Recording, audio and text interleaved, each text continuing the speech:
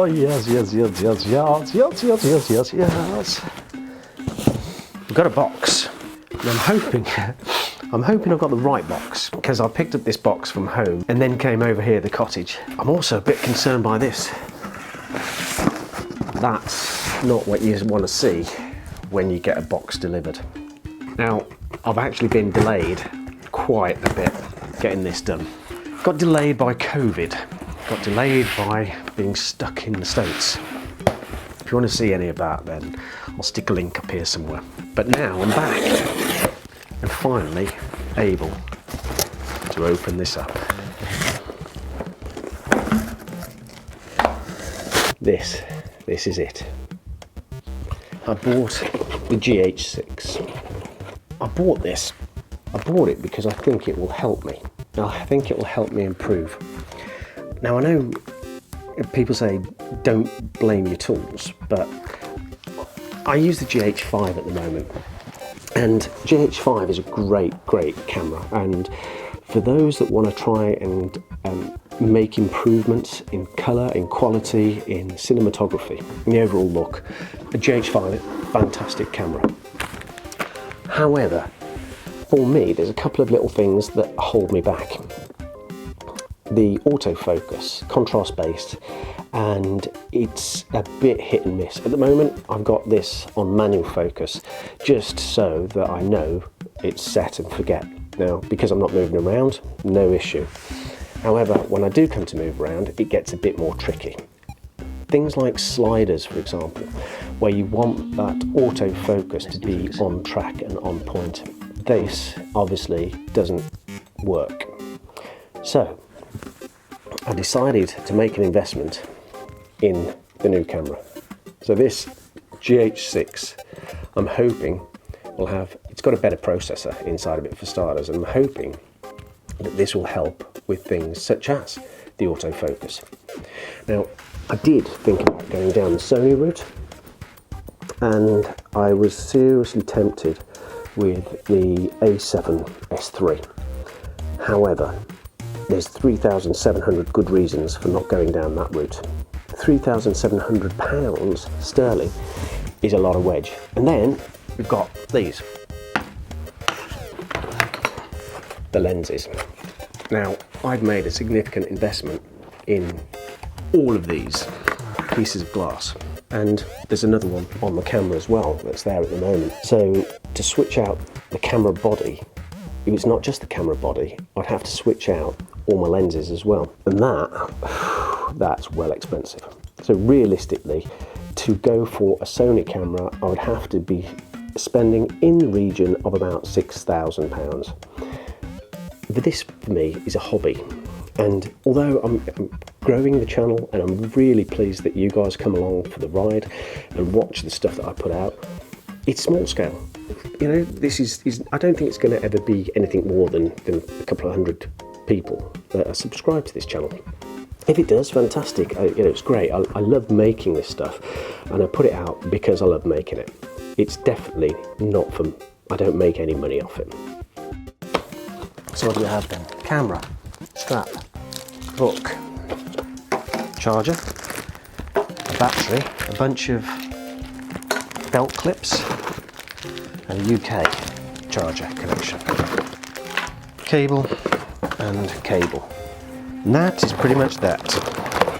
We'll get this charged up and then see what we can do with it.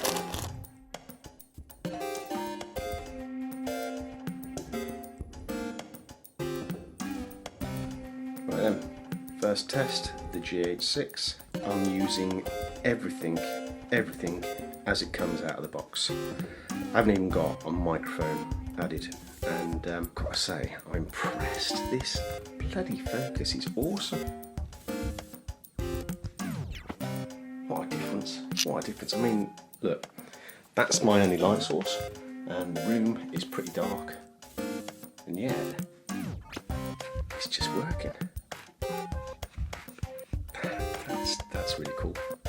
Test today, gonna take this camera and its one battery, which took forever to charge, and walk across the county. So I wimped out, didn't I? I wimped out on bringing this camera with me. So I did do the walk from Devon to Portreath. It was actually 12 miles and I've got a massive, massive blister on my foot. But I wimped out because I didn't bring this camera with me. 2 reasons. The glass that I've got in at the moment makes this camera pretty damn heavy. With the glass in place, it's like a couple of kilograms.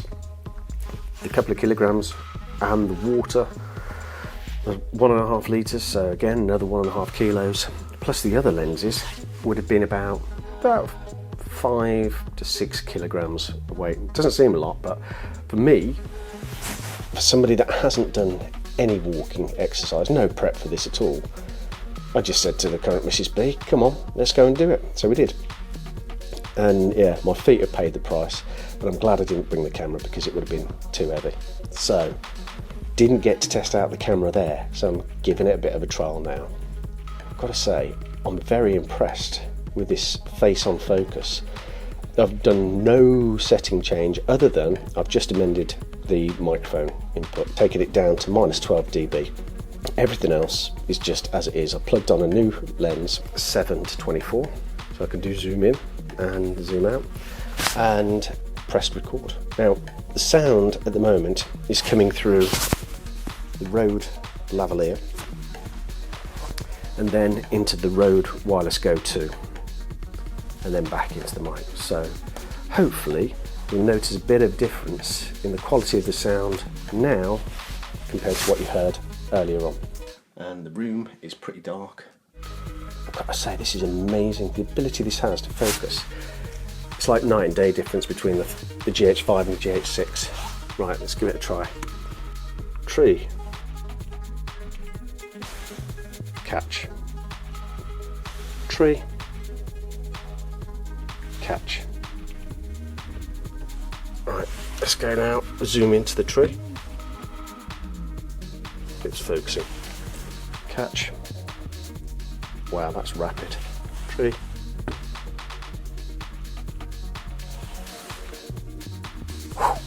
I'm going to do the same thing on the GH5 and just see what difference there is. Right, this lens is an f1.2, so in theory it should be even faster. I'm going to switch it into autofocus and we'll do the same again. So, tree, catch, tree,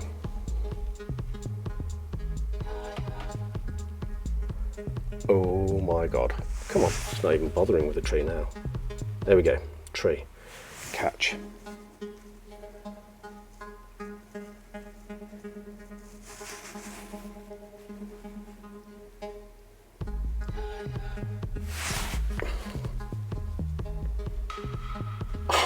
Wow, look at that, that is amazing.